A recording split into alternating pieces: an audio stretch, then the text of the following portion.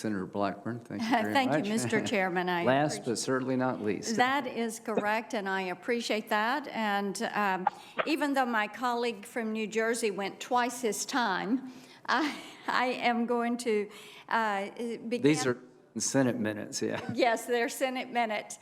I will agree with my colleagues who have talked about the impact on children. The distribution of information that damages women and children, that leads to violence against women and children, human trafficking, the utilization of these platforms by pedophiles.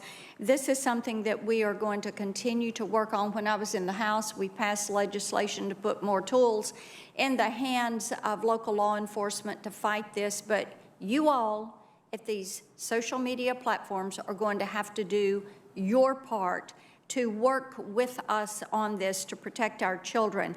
I will also say that we're keeping an eye, and with each of you yesterday I talked about your financial components, Square, there for Mr. Dorsey, and Libra with Mr. Zuckerberg, and the application of these components to your sites. We're talking about 2020 elections, but we're also looking ahead to how we clean up some of what transpired in the before the 2022 elections. I think it's fair to say, too, that you all probably are now fully aware that there's great frustration with Americans and with this committee, with the way you act invincible, the way your employees act as if you're the invincible gods of the Silicon Valley. Facebook and Twitter don't get to be the last word in what counts as real news in this country, even though you're beginning to conduct yourself as news publishers and distributors. My colleagues and I have asked you all repeatedly through the years for greater transparency and to accept responsibility. You've chosen to do neither.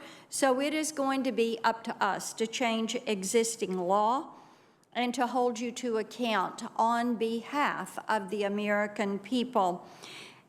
Section 230, the reforms that we're going to put in place will take away this liability shield that you've turned into an opaque wall that you and your content moderators, whether they're algorithmic or human beings or a combination, are hiding behind. And the Online Freedom and Viewpoint Diversity Act, I thank Chairman Graham and Chairman Wicker for working with me on this.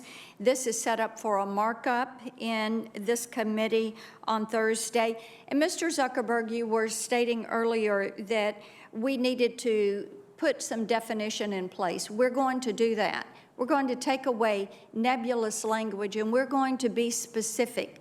Unlawful, inciting personal harm, inciting terrorism. We're going to do that and clear that up for you. Mr. Zuckerberg, Facebook is more like a government than a traditional company, is a statement that you have made. There's a lot of power in that for you. So yes or no on a couple of questions here. Does Facebook routinely censor a user's account at the behest of a foreign government, yes or no? Senator, I'm not sure if there's anything in particular you're referring to, but in general, well, there is something in particular that I'm referring to, and I'll answer it. Yes, you've done that. You have 60 million users in Vietnam. Of course, this is a communist regime. Under the orders of the Vietnamese government, did Facebook shut down and ban the account of a Vietnamese dissident because he criticized the government's land policy? Yes or no? Senator, I'm not familiar with all the details of that, but I believe that we may have done that, and that in general we try to follow the local laws of different countries. And you kept him off for 3 months. In Turkey, does Facebook have an anti-blasphemy policy where it will take down photos of the Prophet Muhammad if the Turkish government orders it to do so? Senator, again, we don't have a policy against that, but we do follow. Well, we follow local laws. The answer is yes. Where we operate. In Russia, under pressure from the Russian government, did Facebook take down a post advertising the rally in support of the dissident Alexei Navalny? The answer is yes. I'll help you with that. Do you believe it's Facebook's duty to comply with state-sponsored censorship so it can keep operating, doing business, and selling ads in that country? Senator, in general, we try to comply with the laws in every country where we operate and do business. Okay, and I think that you prioritize profit over principle when you look at these countries, and also in communist China, which they have banned their citizens from you. You can't operate there. In China, Twitter, you have an opponent there. You've got a knockoff, Weibo, that is a Chinese Communist Party-owned company, but your companies, even though they're banned there, you're still trying to do business in those countries. Mr. Dorsey, does Twitter do business with Huawei? I don't believe so, but we can follow up. Oh, I can answer it for you, sir. You helped launch Huawei's Mate 3 Pro 5G, and it is featured on Twitter's marketing page website. How about Alibaba? You do business with Jack Ma's company with their links to the Chinese Communist Party? If by business you mean allowing people to advertise on a platform. Your answer is yes. Mr. Zuckerberg, are you aware that last year China's top internet regulator agreed to spend over $800,000 for the communist mouthpiece, the People's Daily? And they did this so that they could advertise and promote China to the American people on Facebook. The point of all of this, and the answer to that, Mr. Zuckerberg, whether you're aware or not, is you probably are, and you know that what they're doing is gaining access to this market. This is why we're going to keep a real close watch over what you all are doing with Libra and what you are doing with Square, because we see what has happened. It's important for us to protect people and to protect human rights. And your election, let me move to election content and that monitoring, because we do have concerns about some of the things that happened there. Mr. Zuckerberg, let me ask you this. Have you heard of the Trump Accountability Project?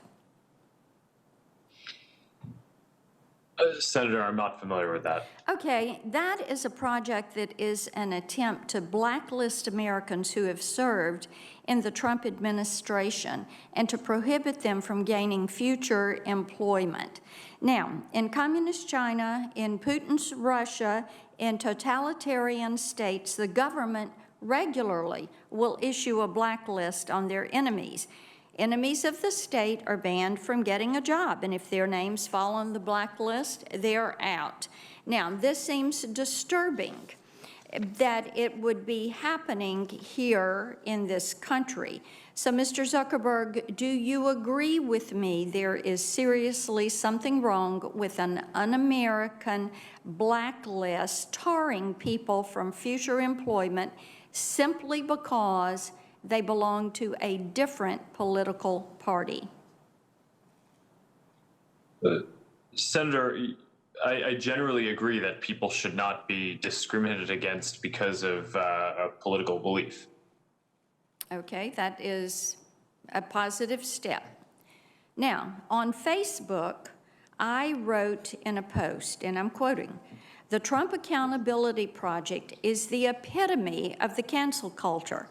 Our nation has long benefited from robust political debate, and this effort to silence those who support our president is vile."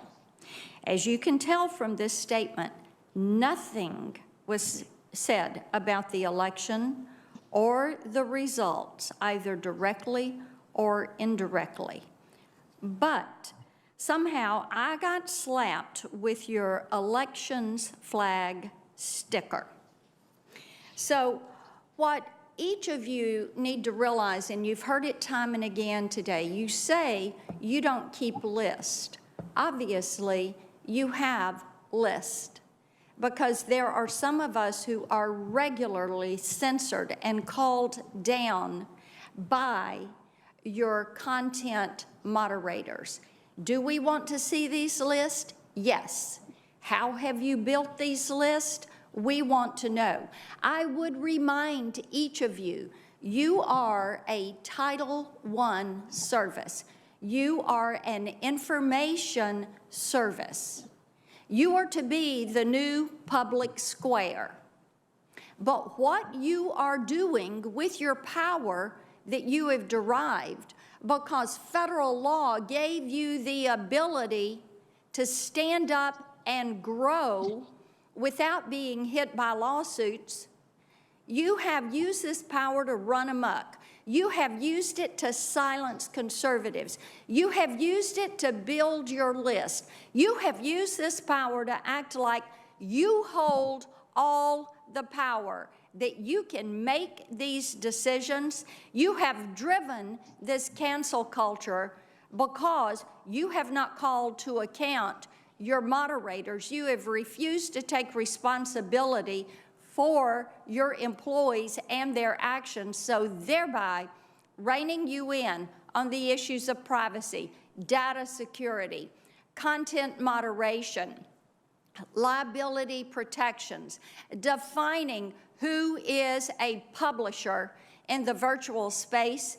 That is up to us, because you have proven you do not have the will, the strength, the ability, and you will not accept the responsibility to do it for yourselves. I yield my time. Thank you very much, Senator Blackburn.